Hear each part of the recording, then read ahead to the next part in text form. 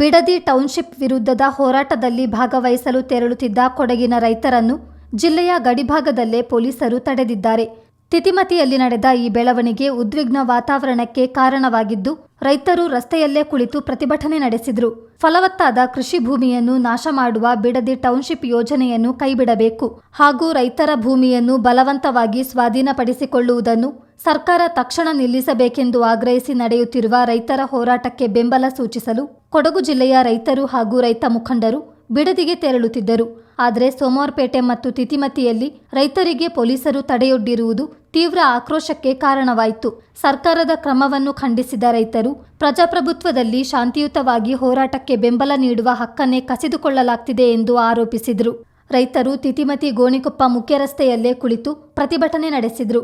ಇದರಿಂದ ಕೆಲಕಾಲ ಹೆದ್ದಾರಿಯಲ್ಲಿ ವಾಹನ ಸಂಚಾರ ಅಸ್ತವ್ಯಸ್ತಗೊಂಡು ಸಾರ್ವಜನಿಕರು ಪರದಾಡಿದರು. ರೈತರು ಮತ್ತು ಪೊಲೀಸರ ನಡುವೆ ಮಾತಿನ ಚಕಮಕಿಯೂ ನಡೆಯಿತು. ಇದೇ ವೇಳೆ ಸ್ಥಳೀಯ ಶಾಸಕರ ವಿರುದ್ಧವೂ ತೀವ್ರ ವಾಗ್ದಾಳಿ ನಡೆಸಿದ ರೈತರು, ರೈತರ ಬಗ್ಗೆ ಕಾಳಜಿ ಇಲ್ಲದ ಶಾಸಕರು ನಮಗೆ ಬೇಕಾಗಿಲ್ಲ, ಅವರಿಗಾಗಿ ಸಚಿವ ಸ್ಥಾನಕ್ಕೆ ನಾವು ಬೇಡಿಕೆ ಇಟ್ಟಿದ್ದೆವು, ಆದರೆ ಈಗ ಅವರಿಗೆ ಸಚಿವ ಸ್ಥಾನ ಸಿಗುವುದೇ ಬೇಡ ಎಂದು ಆಕ್ರೋಶ ವ್ಯಕ್ತಪಡಿಸಿದರು. ಮುಖ್ಯಮಂತ್ರಿಗಳು ದೆಹಲಿಗೆ ಹೋಗಿ ಪ್ರತಿಭಟನೆಯಲ್ಲಿ ಪಾಲ್ಗೊಳ್ಳಬಹುದು, ಆದರೆ ನಾವು ಬಿಡದಿಗೆ ಹೋಗಬಾರದಾ? ಮುಖ್ಯಮಂತ್ರಿಗಳಿಗೆ ಒಂದು ಕಾನೂನು, ಸಾಮಾನ್ಯ ಜನರಿಗೆ ಮತ್ತೊಂದು ಕಾನೂನ ಎಂದು ಪ್ರಶ್ನಿಸಿದ ರೈತರು ಸರ್ಕಾರದ ದ್ವಂದ್ವ ನೀತಿಯನ್ನು ಖಂಡಿಸಿದರು.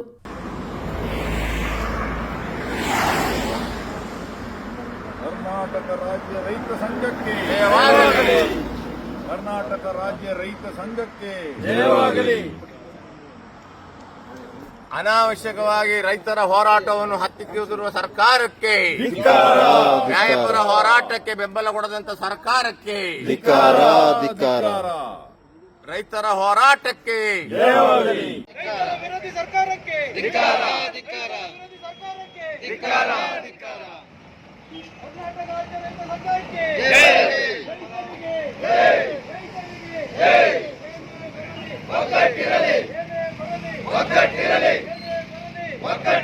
ಯಾತಕ್ಕಾಗಿ ಹೋರಾಟ?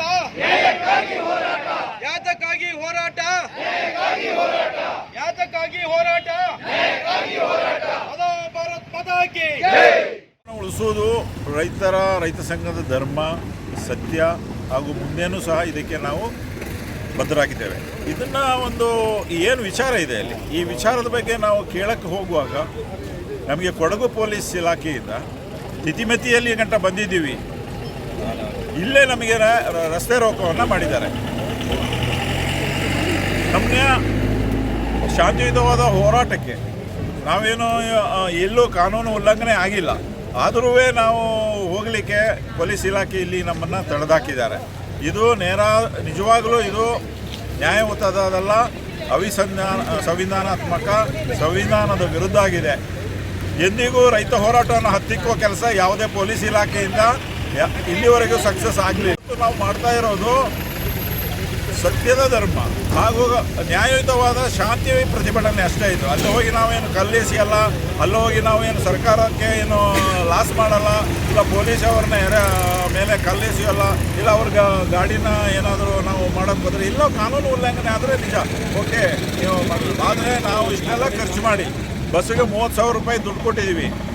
ಆಗಲೇ ಊಟಕ್ಕೆ ತಿಂಡಿಗೆ ಅಂತ ಹೇಳಿ ಒಂದು 10,000 ರೂಪಾಯಿ ಖರ್ಚು ಮಾಡ್ಕೊಂಡಿದ್ದೀವಿ. ಈಗ ಊಟ ತಿಂಡಿ ಬಾಳೆಹಣ್ಣು ಅದು ಇದು ಅಂತ ಹೇಳಿ ಎಲ್ಲ ಪೇಷಂಟ್ಗಳಿದ್ದಾರೆ, ಅವರಿಗೆಲ್ಲ ತಿಂಡಿ ಬೇಕಾಗುತ್ತೆ, ಬಿಸ್ಕೆಟು ನೀರು ಎಲ್ಲ ತಗೊಂಡು ಹೊರಡೋಷ್ಟೊತ್ತಿಗೆ ತಿತಿಮತಿಯಲ್ಲಿ ಏನು ಈ ಕೊಡಗಿನ ಪೊಲೀಸ್ ಇಲಾಖೆ ದೌರ್ಜನ್ಯ ನಡೀತಾ ಇದೆ. ಇದು ನಿಜವಾಗಲೂ ಇದು ಖಂಡನೀಯ. ಹೋರಾಟಕ್ಕೆ ಕರ್ನಾಟಕ ರಾಜ್ಯ ರೈತ ಸಂಘದ ಹೋರಾಟಕ್ಕೆ, ಕರ್ನಾಟಕ ರಾಜ್ಯ ರೈತ ಸಂಘದ ಹೋರಾಟಕ್ಕೆ ಹೇಳಿದಾರಲ್ವಾ, SP ಮೇಡಮ್ ಹೇಳಿದ್ದಾರೆ, ನೀವು ಎಲ್ಲೆಲ್ಲಿ ಇದ್ದೀರಾ ಅಲ್ಲಲ್ಲಿ ಮಾಡಿ ಅಂತ. ನಾವು ಇಲ್ಲಿ ಇದ್ದೀವಿ, ಇಲ್ಲಿ ಅವರಲ್ಲಿ ನಾವು ಕಾನೂನಿನ ಚೌಕಟ್ಟನ್ನು ಏನಾದ್ರು ಉಲ್ಲಂಘನೆ ಮಾಡಿದ್ರೆ ಖಂಡಿತವಾಗಿ ಹೇಳಿ. ನೀವು ಆವಾಗಲೇ ಹೇಳಿದ್ರಿ ಹೋಗ್ಬಾರ್ದು ಅಂತ, ಇವಾಗ ಹೇಳ್ತಾ ಇದ್ದೀರಿ ಹೋಗಿ ಅಂತ. 10 ನಿಮಿಷಕ್ಕೆ ಅರ್ಧ ಗಂಟೆಗೆ ನೀವೇ ಹೇಳ್ತಾ. ಇನ್ನು ಬಿಡದಿ ಹೋರಾಟದಲ್ಲಿ ಭಾಗವಹಿಸಲು ತೆರಳುತ್ತಿದ್ದ ಸೋಮವಾರಪೇಟೆ ತಾಲೂಕಿನ ರೈತರು ಹಾಗೂ ರೈತ ಮುಖಂಡರನ್ನು ಪೊಲೀಸರು ಮುನ್ನೆಚ್ಚರಿಕಾ ಕ್ರಮವಾಗಿ ತಡೆದು ಕೊಡ್ಲಿಪೇಟೆ ಪೊಲೀಸ್ ಠಾಣೆಗೆ ಕರೆತಂದ ಘಟನೆ ನಡೆಯಿತು.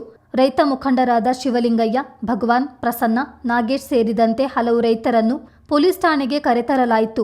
ಪೊಲೀಸರ ಕ್ರಮಕ್ಕೆ ಅಸಮಾಧಾನ ವ್ಯಕ್ತಪಡಿಸಿದ ರೈತರು ಶಾಂತಿಯುತವಾಗಿ ಹೋರಾಟದಲ್ಲಿ ಭಾಗವಹಿಸುವುದು ನಮ್ಮ ಪ್ರಜಾಪ್ರಭುತ್ವದ ಹಕ್ಕು ಎಂದು ಆಕ್ರೋಶ ವ್ಯಕ್ತಪಡಿಸಿದರು. ಬಳಿಕ ಠಾಣೆಯಿಂದ ಬಿಡುಗಡೆಗೊಂಡ ರೈತರು ಹಾಗೂ ರೈತ ಮುಖಂಡರು ಕೊಡ್ಲಿಪೇಟೆ ಬಸ್ ನಿಲ್ದಾಣದಲ್ಲಿ ಪ್ರತಿಭಟನೆ ನಡೆಸಿ ತಮ್ಮ ಆಕ್ರೋಶವನ್ನು ಹೊರಹಾಕಿದ್ರು. ಪ್ರತಿಭಟನೆಯ ಬಳಿಕ ಪರಿಸ್ಥಿತಿ ಶಾಂತಗೊಂಡಿತು. ಬ್ಯೂರೋ ರಿಪೋರ್ಟ್, ಚಿತ್ತಾರ ನ್ಯೂಸ್.